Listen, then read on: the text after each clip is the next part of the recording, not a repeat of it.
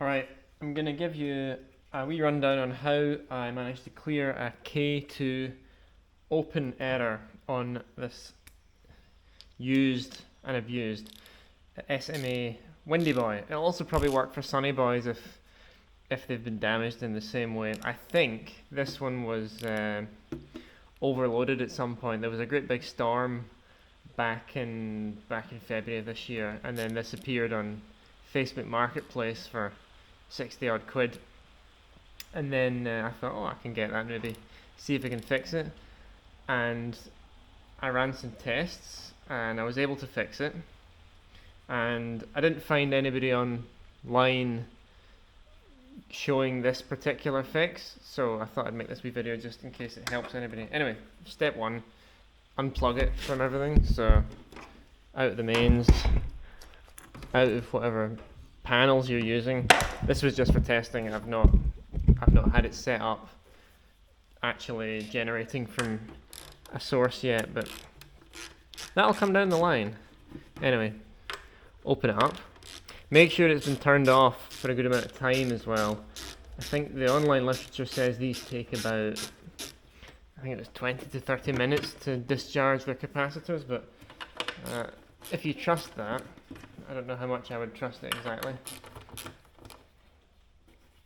Okay.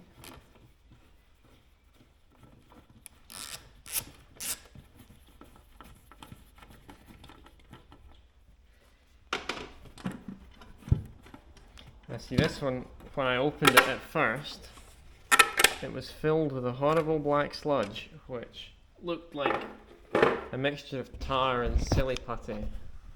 You can see the remnants of it here, and what that was from is in the back of this there's a big heavy toroidal transformer that weighs most of the weight of the whole box, and it had oozed out this sticky stuff all over the inside of the box.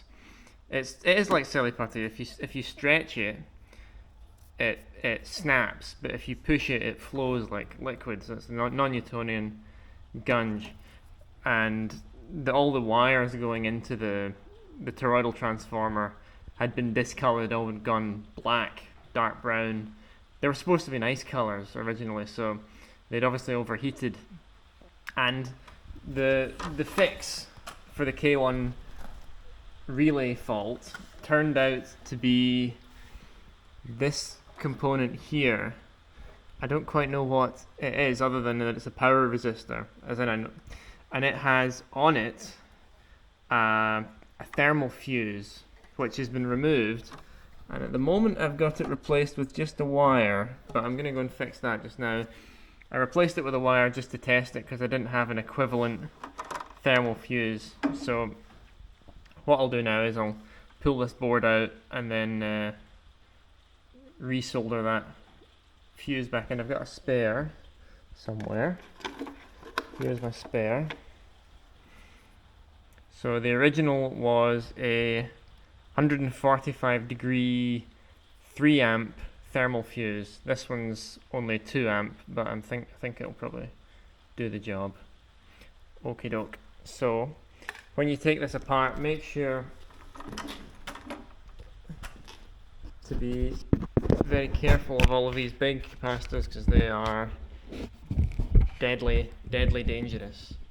So unless you're sure that it's all discharged, get your voltmeter, check them again, and just to make sure you don't kill yourself. Well, let's get it open.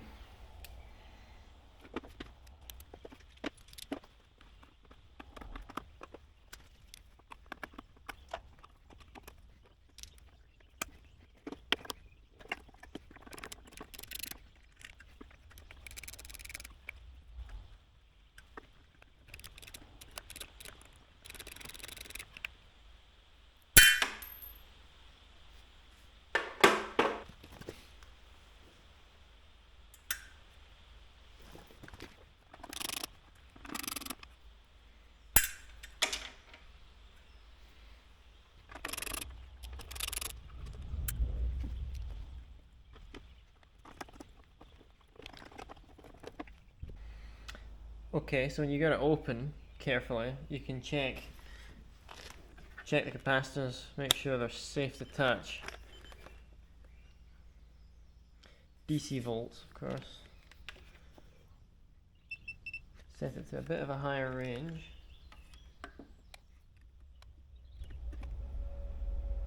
Nothing. Nothing. Nothing. Nothing. Nothing. Nothing. That all is good.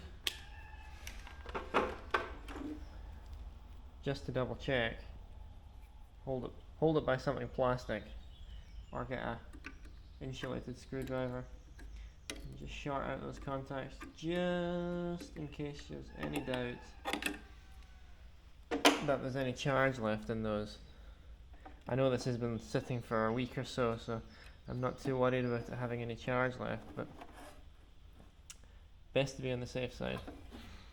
Right, so let me get you in here, show you.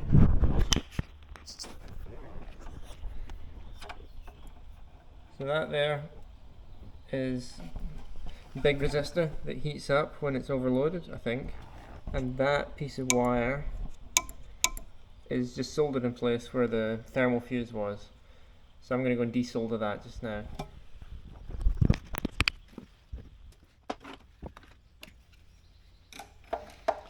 For desoldering, really nice to have one of these. You can use solder wick as well, but for big stuff this is quite nice. I find that solder wick just takes too long to heat up, and also my soldering iron's a bit anemic at times.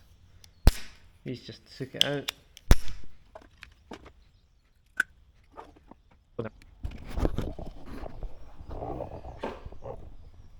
You can see my excellent soldering already on that, but if it works. As that soldering iron heats up, I'll just talk you through how I was testing this. I don't think I would recommend testing it this way, but it's what I was able to do. So, oh, that was a little bit longer than I thought.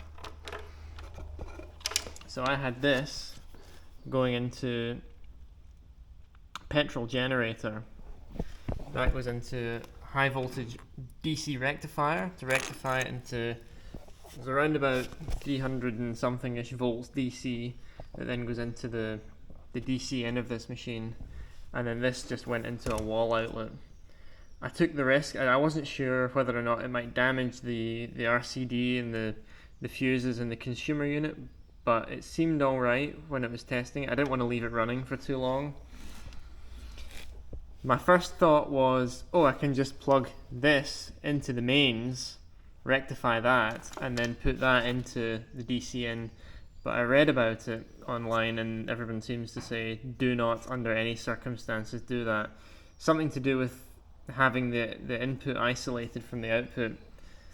To be honest, I don't quite understand why, but don't do it. Use an isolated source, use an isolated transformer, variac, generator, panels if you've got them, a turbine if you have it. Don't plug it into the mains. Bad move. Soldering iron. I'll let that charge heat up. I'll get back.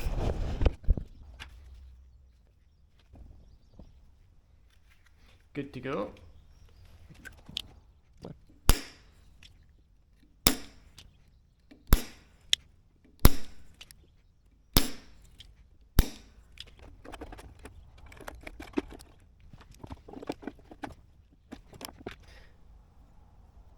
And there we have it. That's the shady jumper that I put in to temporarily resuscitate the device. Bye. Let's solder in the new one. When it came out, it was nice and flush with the top of that big resistor, the power resistor, to make sure it was in good contact. So if that resistor got above 145 degrees, this would reliably blow. There was no thermal paste or anything that I could see. So I'm just going to put it back how it was and hope that it will be okay.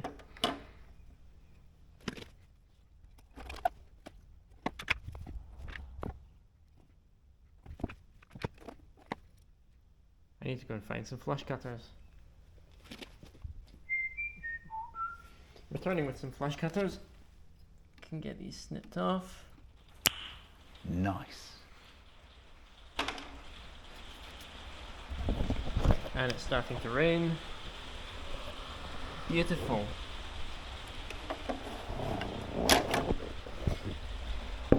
That was more or less how it looked when it was new.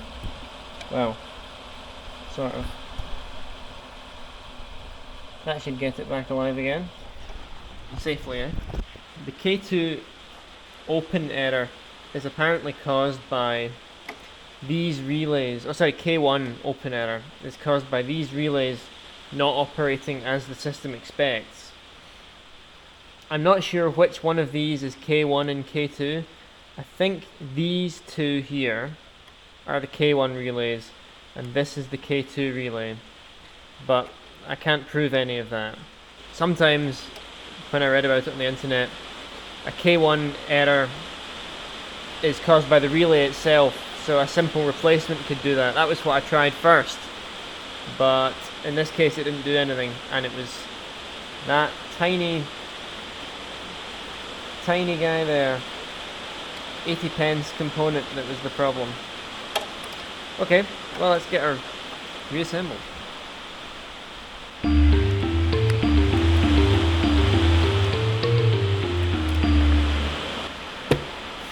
Well, that was it. That was how I cleared the K1 open error on this Windy Boy, or equivalent Sunny Boy. This is the 2500 2.5 kilowatt model, so the insides might look a bit different on yours. But anyway, I hope it helped.